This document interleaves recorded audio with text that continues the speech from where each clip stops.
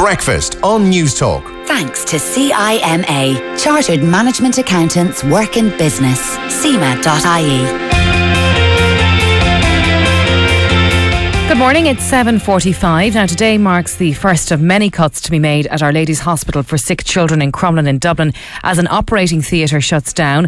One of the wards is due to close on Friday and it's thought 2 more wards will close by the end of the summer. So how is this going to affect the people closest to the hospital, the sick children and their anxious parents? Well, Aisling McNiffe's son Jack has spent most of his first 3.5 years at the hospital and she joins us now. Aisling, good morning. Good morning, Claire. Jack is close to 4 now. He's going to be 4 in July, I understand. Yeah, that's right. Tell us a little bit about him.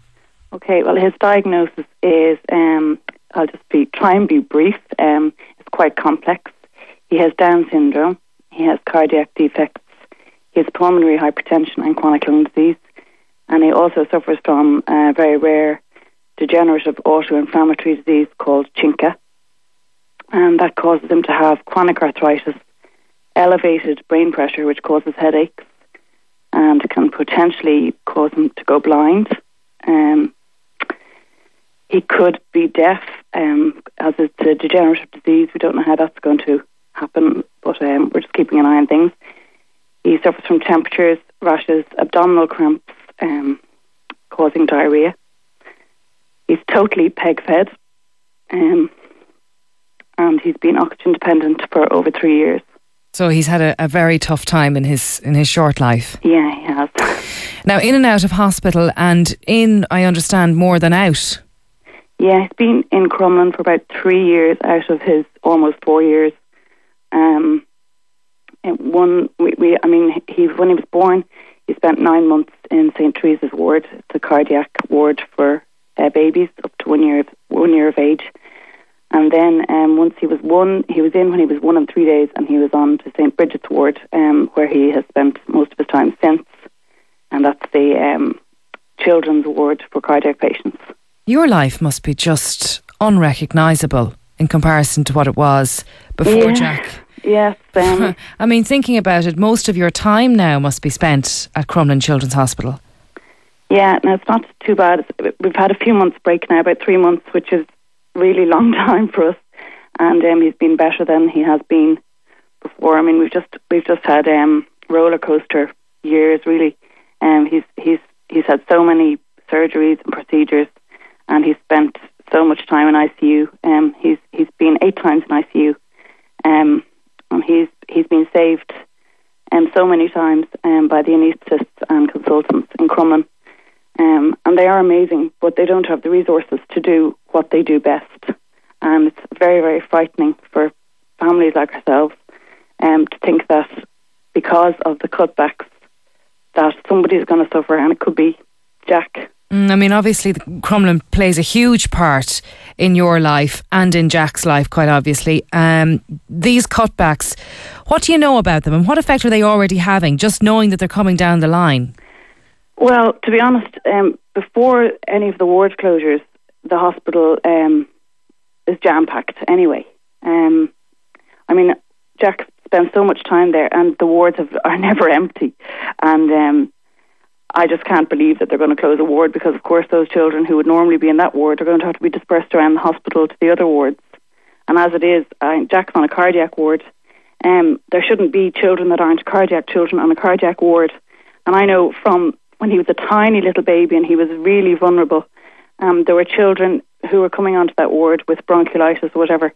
They didn't have cardiac problems and they might get better in a few days, but then all the children with cardiac problems ended up with bronchiolitis and to them, some of them wouldn't survive. So when you have a long-term patient and a regular patient like Jack, do you get contacted by the HSE? Are you reassured? Is there an explanation given as to what the financial situation is and how it's going to affect you?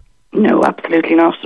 I've emailed along with a lot of parents from Magic Mum Parenting Forum, the special needs group on there, and of course all parents have been emailing all the TDs in the last couple of weeks, and I'm actually ashamed of the government at the moment, and none of us have had replies from Fianna Fáil.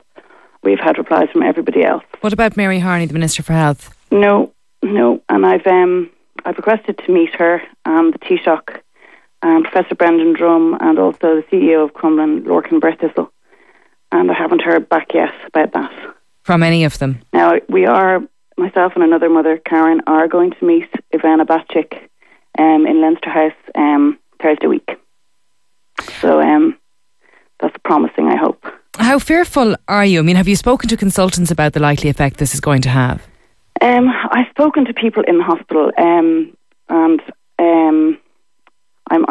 always in talks with the hospital about improving the wards and stuff. And I was speaking to Orla O'Brien there recently, and just about improving the wards.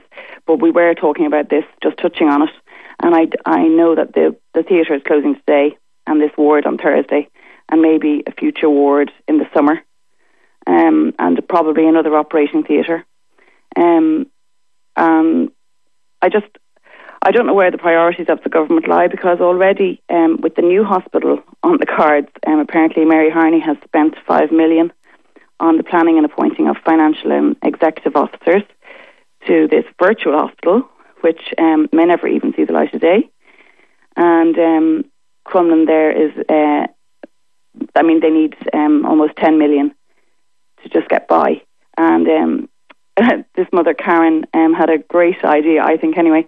The lotto wasn't won the other night, and it's 10 million. And could the government not come up with a plan to use the lotto money to save Crumlin? And I'm sure everyone in Ireland, I don't think anybody would have a problem with that. I suppose this must be deeply frustrating for you when you have a child who is as ill as Jack, and I suppose he could find himself in Crumlin at any given moment. Absolutely, yeah. And you're seeing money being spent on what I suppose you might describe as frivolous things. Absolutely. And you have these closures happening at Crumlin. Yeah, well, we have this bridge that's just been going to be put up in Dublin, and that costs 60 million. There's a nature reserve in Wicklow that the government are purchasing for 4 million. I mean, how can they put wildlife ahead of our children? You'd really wonder. And also, we're all stunned at the lack of response from Fianna Fáil from all our emails. I don't know anyone who's had a response. How is Jack now? Jack is okay at the moment. We also go to Great Ormond Street with him.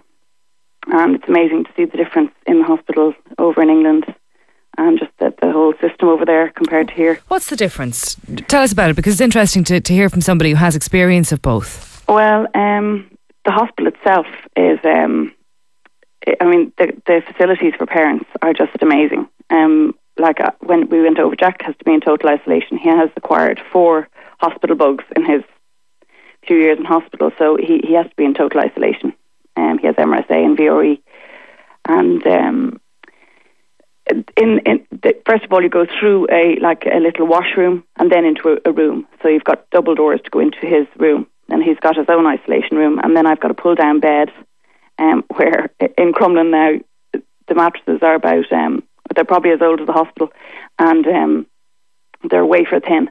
And there's also, Jack had an ensuite and a TV, blah blah blah.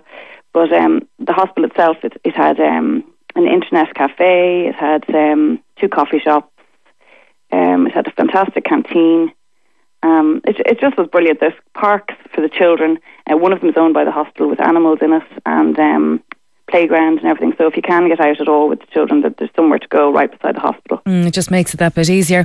Aisling, we're going to have to leave it there, but I want to thank you very much for telling us about Jack this morning and about your situation. Aisling McNiffe there, her son Jack, obviously very ill with a variety of conditions, and they use Our Lady's Hospital for Sick Children in Crumlin very regularly.